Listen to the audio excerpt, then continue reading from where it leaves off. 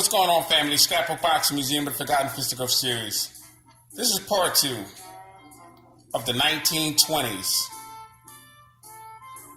And on part 1, we ended with Tiger Flowers taking a 15-round decision over Harry Greb, middleweight champion of the world, February 26, 1926. And Tiger Flowers was a menacing fighter. Very strong, tall, great range, southpaw, very hard puncher, beautiful boxer. But he read the Bible, and he didn't very much believe in brutality. But Tiger Flowers would accept the challenge when placed in front of him.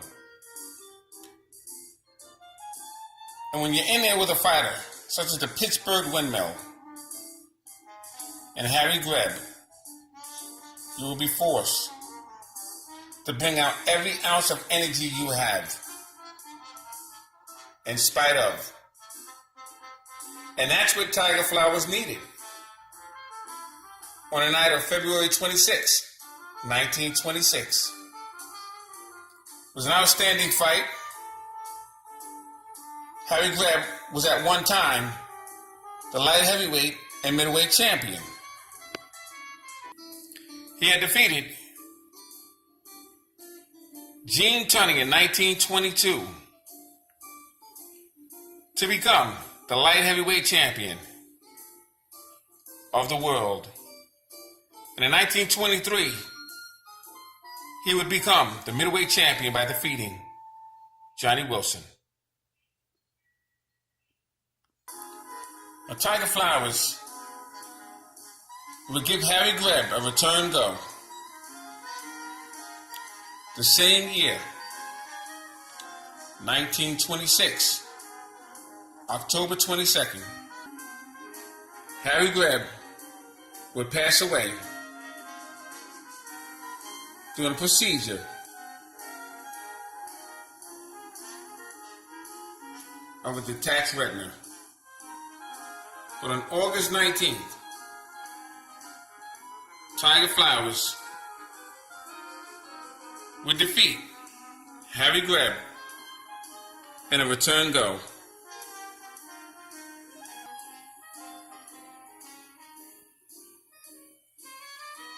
Harry Greb was a very aggressive puncher, high IQ,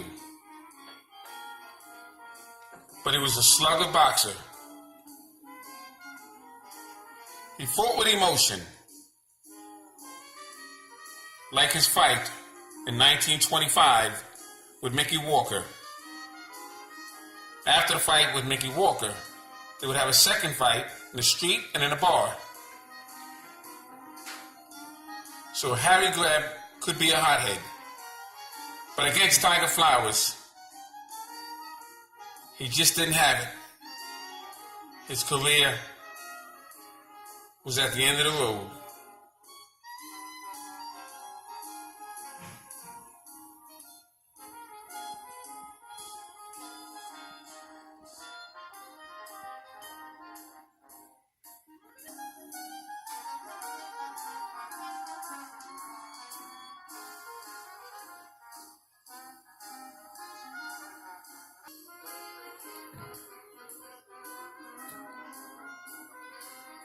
Now, Harry Greb would have a great war series with Gene Tunney, which would eventually place Gene Tunney in an opposition to face the Manasseh Molar, Jack Dempsey. Now, after Harry Greb would defeat Gene Tunney in 1922, he would now hold the light heavyweight championship, and had not yet defeat Johnny Wilson. You see, that took place in 1923. So we have some title defenses to accomplish.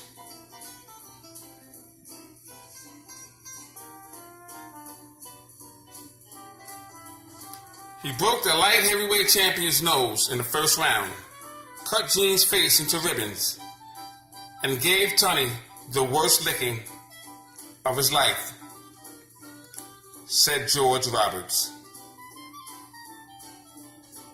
Harry Greb, one of the ring's greats, some say the greatest pound for pound, was never greater than the night he defeated Gene Tunney May 24th, 1922.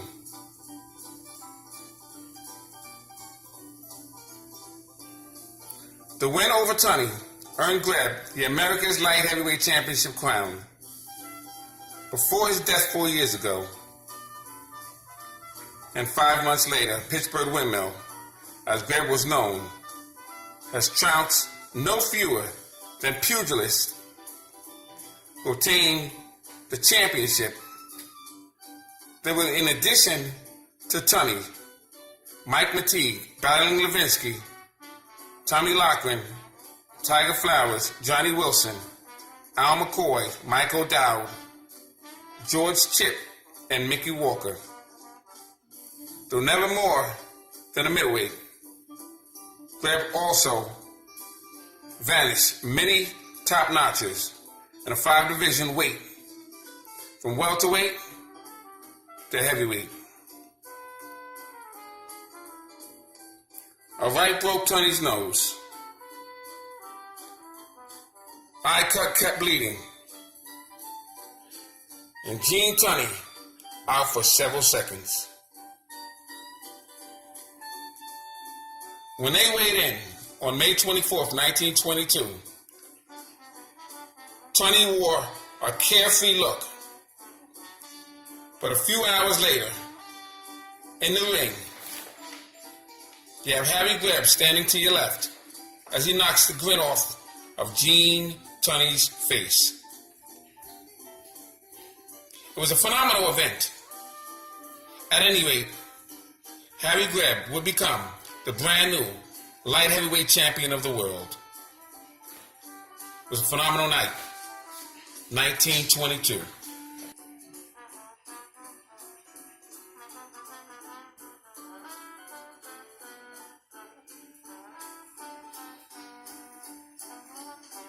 Harry Greb outpoints Gene Tunney for the light heavyweight championship. Phenomenal. January 30th, Harry Greb outpoints Tommy Loughran in 15-round championship bout. For the light heavyweight championship, the title holder defeats young Philadelphia challenger because of his greater aggressive.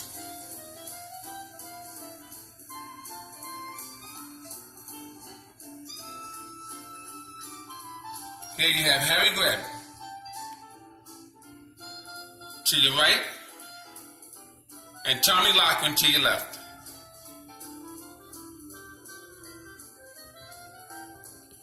Harry Greb outpoints the challenger for the America's Light Heavyweight Championship, Madison Square Garden. Tommy Loughran was from Philadelphia, and he was a beautiful stand-up fighter. Outstanding jab, although carrying hands low. But he was quick on his feet and very fast with his hands. And this would put up a very good fight for the new light heavyweight champion, Harry Greb.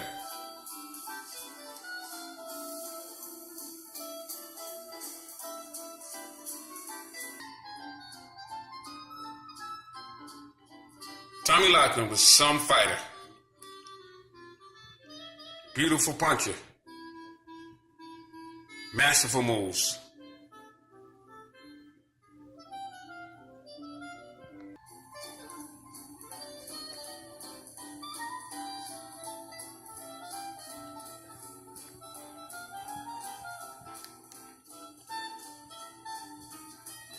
Fascinating accomplishment for Harry Greb. Now, December 10th, 1923, the year that Harry Greb would defeat Johnny Wilson for the middleweight championship strap. He would lose his light heavyweight title back to Gene Tunney. Gene Tunney recovers the light heavyweight crown from Harry Greb and rattling a 15-round battle. Gene rallies in the 14th, turns close bout in his favor. Harry loses points by rough tactics. Experts disagree on a verdict. Now, most observers and most old-time fighters and historians that I spoke with all felt, in fact, they knew that Harry Greb really won the fight. But Gene Tunney was always on the radar for the heavyweight championship match. And Jack Dempsey never wanted a part of Harry Greb. And Harry Greb becoming a light heavyweight champion would be a problem for Jack Dempsey in the long run. So there's no way in the world Harry Greb would be allowed to continue holding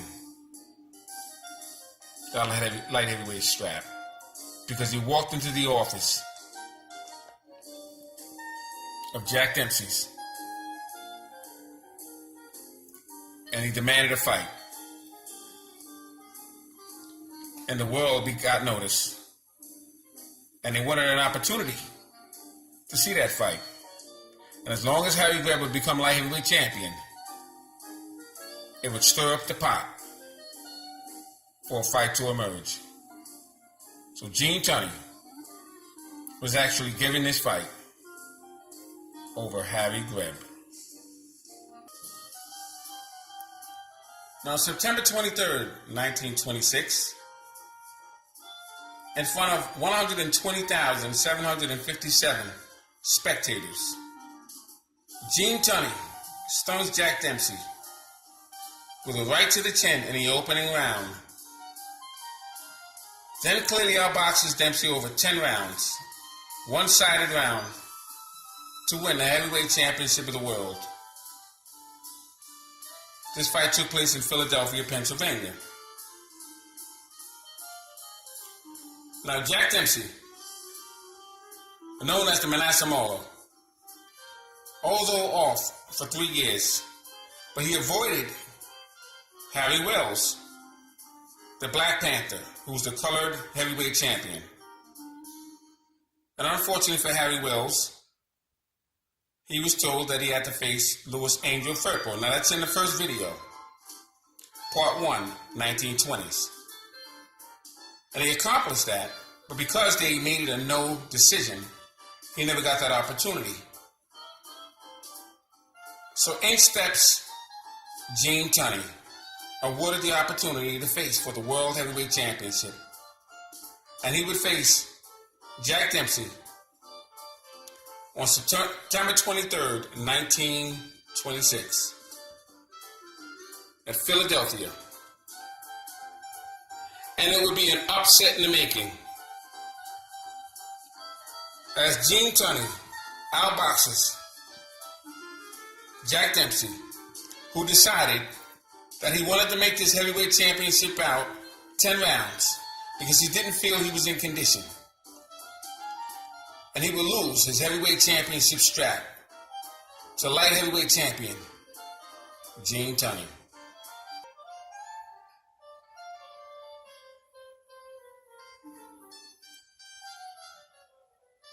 This was an upset in the making.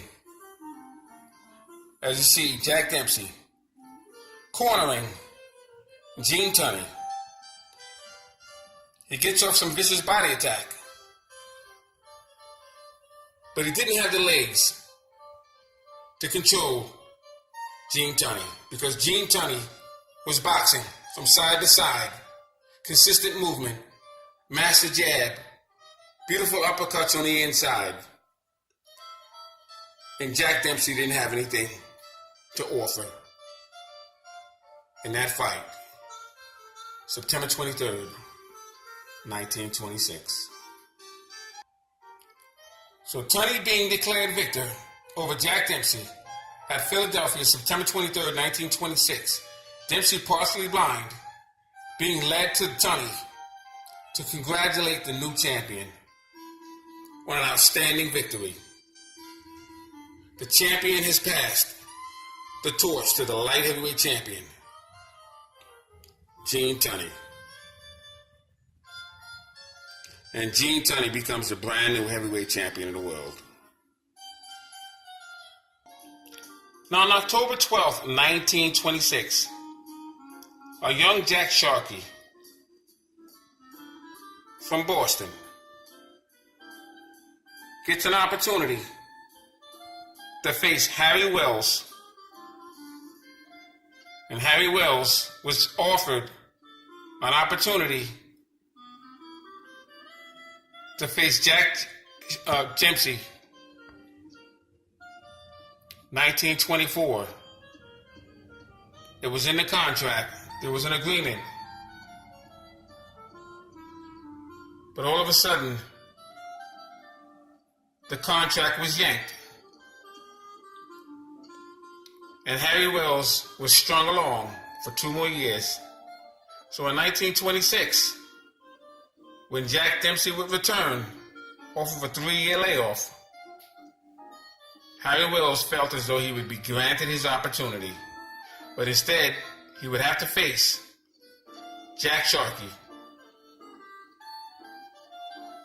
And after being disqualified in 12 rounds, Harry Wells would lose his colored heavyweight championship strap and an opportunity to face Jack Dempsey. And Jack Sharkey was given that opportunity after his loss, after Jack Dempsey's loss of Gene Tunney. What a story. October 22nd, 1926, the former light heavyweight champion and middleweight champion of the world, Harry Greb, at age 32, dies during a surgical procedure in Atlantic City. It was later discovered that Harry Greb was blind in one eye.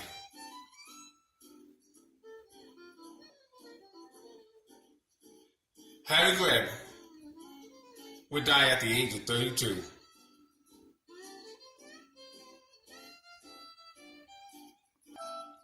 Now, meanwhile, December 3rd, 1926, welterweight champion Mickey Walker, the toy bulldog, defeats Tiger Flowers in 10 rounds. He fought him in Chicago to win the middleweight championship strap. The Georgia Deacon would lose his title to the toy bulldog in a 10-round decision. So you would have a new middleweight champion, Mickey Walker, the toy bulldog.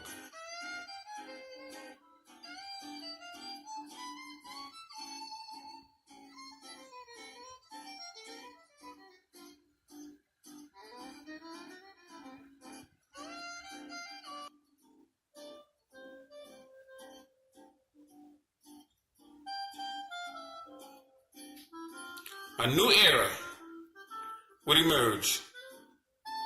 The time of the Charleston.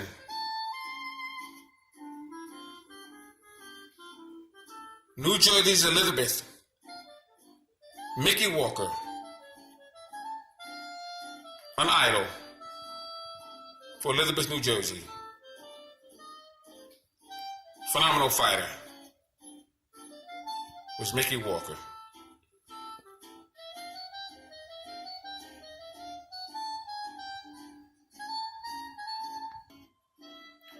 May 20th, 1927, Jack Sharkey would knock out Jim Maloney in Yankee Stadium. He took him out in 5 rounds. And this would get Jack Sharkey a sure shot at a former heavyweight champion, Jack Dempsey.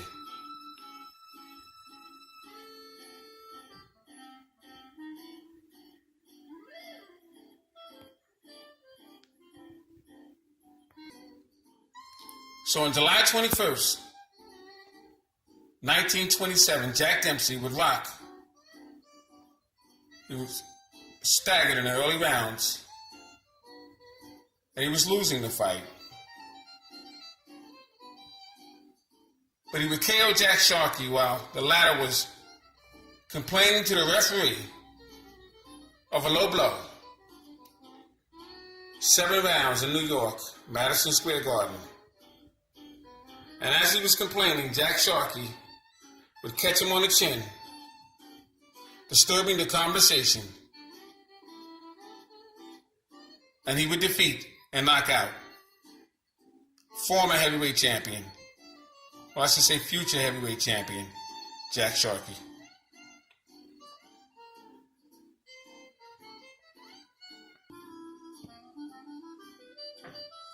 September 22nd, 1927, Gene Tunney would go back into training to have a rematch with Jack Dempsey. This time he would be champion and Dempsey would be the challenger.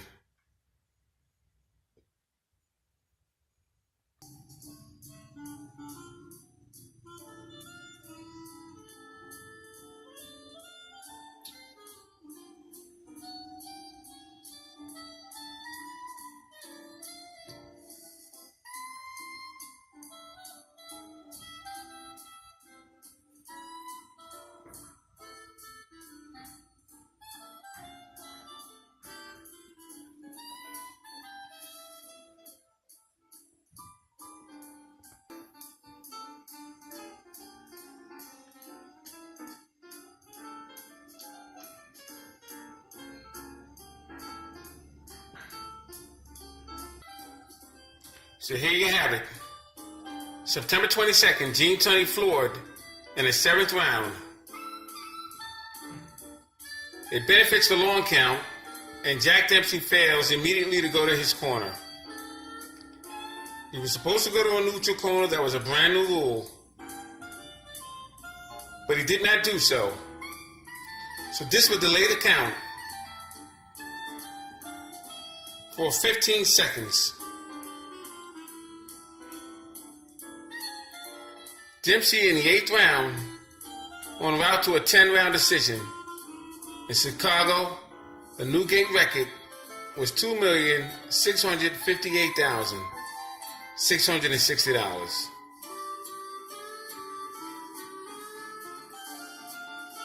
Gene Tunney would get up immediately and outbox Jack Dempsey.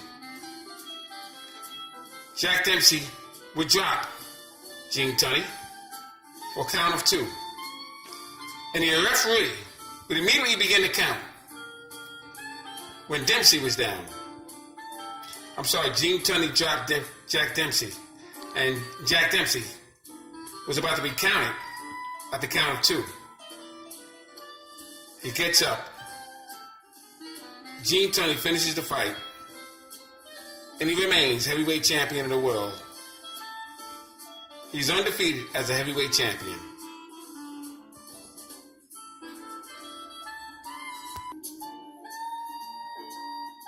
November 16th, 1927, former middleweight champion Tiger Flowers, at the age of 32, dies the following operation in New York.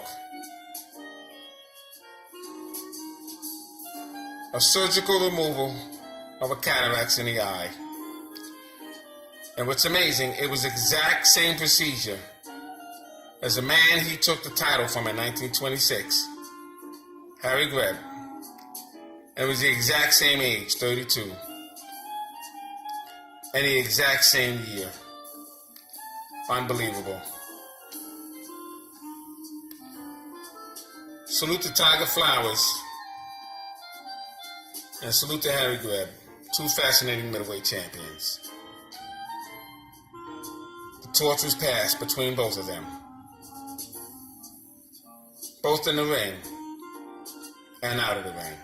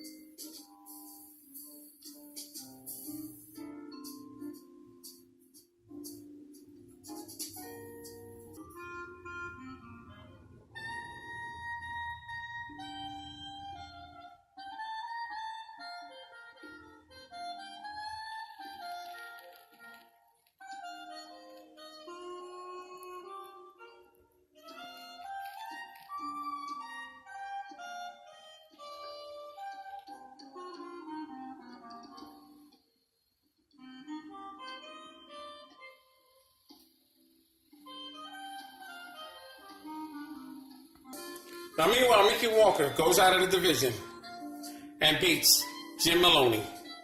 The welterweight champion, more than a match for middleweight, have jocked close to a knockout more than once.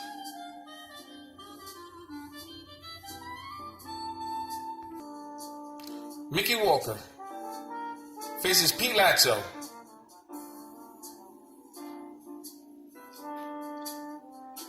Welterweight championship. This is before he would defeat Tiger Flowers. Here are the highlights in a Latzo Walker world title bout.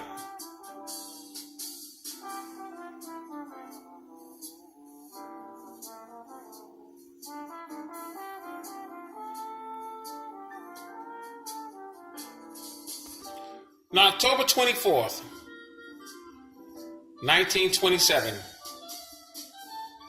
Tony Canzoneri defeats Johnny Dundee in a 15-round bout at Madison Square Garden to win the vacant featherweight championship. But here you have Dundee. He regains his 130-pound championship bout from Joe Bernstein. Dundee acquires his second ring title when he gets decisioned over Bernstein. The Scotchwop regains a 130-pound crown to wear with world featherweight crown, not shown effective in long career. Here you have Johnny Dundee, Too Smart for Johnny Leonard, and Queensboro bout. The veteran Scotchwop gives Allentown Lad a boxing lesson, showing flashes of old-time speed. Dundee knocks out Rush in the ninth. Scotchwop wins the New York World Featherweight Championship, besides surprising some 20,000 spectators. Johnny Dundee, the Scotchwop, was a phenomenal fighter.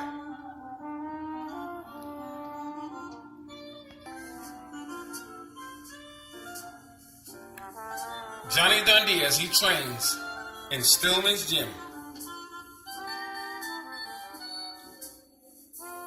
Full preparation. Johnny Dundee back in harness, eager to regain his title.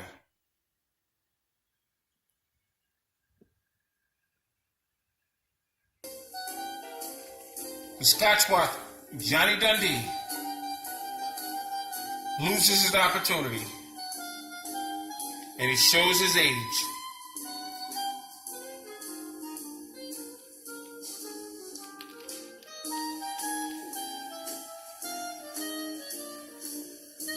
To a youth in Joe Glitch as he beats the ring-worn Johnny Dundee. Johnny shows flashes of old form in the fifth frame, but takes 10-round passing from rugged Brook-Lights-Bills, which is basically Brooklyn. Young and talented Joe Glitch. Very sad passing of the torch in the featherweight division and junior lightweight.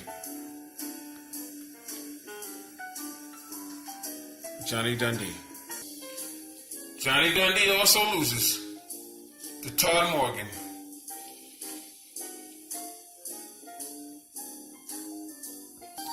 Red Chapman also defeats the phenomenon, Johnny Dundee. It's a case of staying in too long. Here you have Johnny Dundee to your right and Red Chapman to your left. Red Chapman was a very good fighter, but Johnny Dundee was half of his ability at the time he faced Red Chapman. Tony Canzoneri, phenomenal fighter. He defeats Benny Bass out of Philadelphia. February 10th, 1928. 15-round scrap. And he wins the undisputed featherweight championship of the world in New York's Madison Square Garden. He would eventually become a lightweight champion. But on the night of February 10th, 1928, he would shock the world.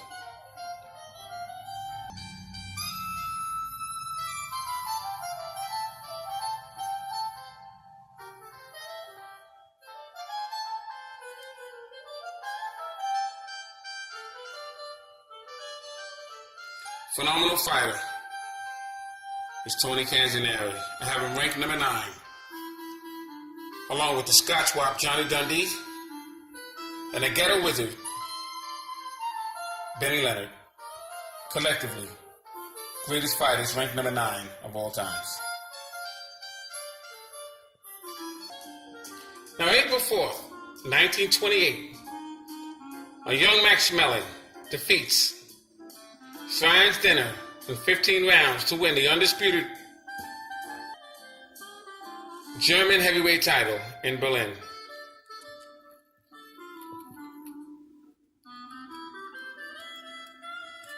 Max Schmeling would become heavyweight champion and facing Jack Dempsey, appointed protege, Boston Gob, Jack Sharkey.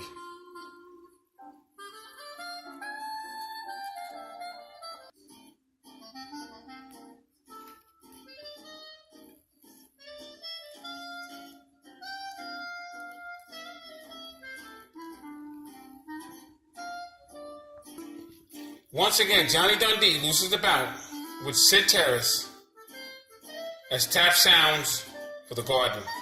The veteran is outspeed by a young East Sider, historic building raised to make way for the office skyscraper.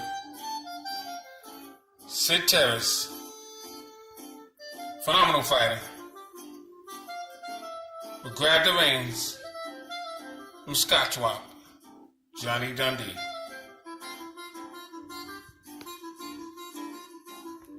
July 16th, 1928, light heavyweight champion Tommy Loughlin, to your right, and former welterweight champion of the world Pete Latzo square up for an outstanding match as Jack Brady looks in. And Loughlin would defeat Pete Latzo in a 10-round affair to defend his light heavyweight championship.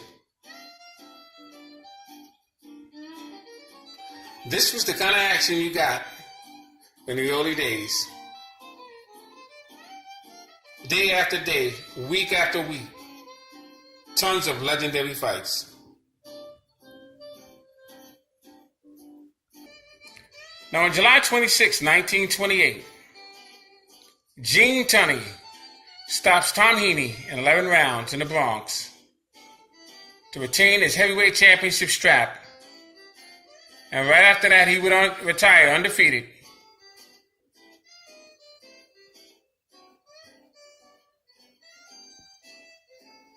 He would hang up the belt as the undefeated heavyweight champion, along with his rival, the Manasseh Mauler, Jack Dempsey.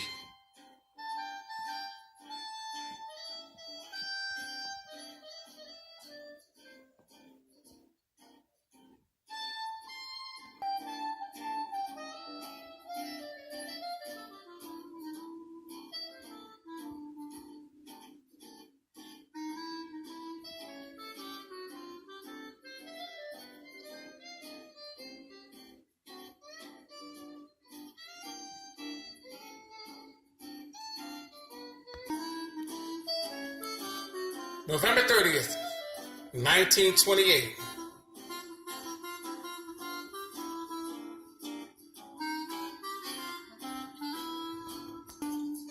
A young Tony Canzoneri watches Ray Miller knock out Jimmy McLaurin in the 8th round in Detroit. It was the only KO loss of Jimmy McLaurin's career. Tony Canzoneri knew he would have a tough road ahead of him. January 6, 1929, Tex Rickard, one of the best promoters during that time, dies following an operation of an applicant who's the age of 67.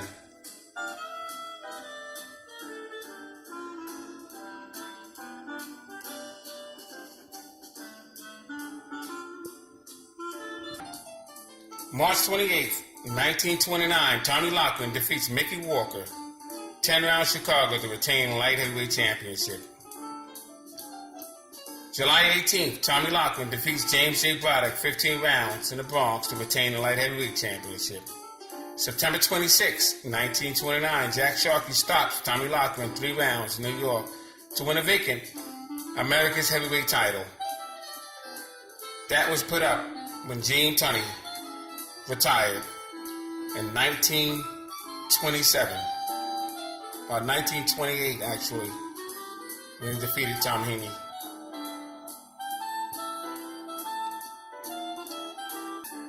So that's it for this edition.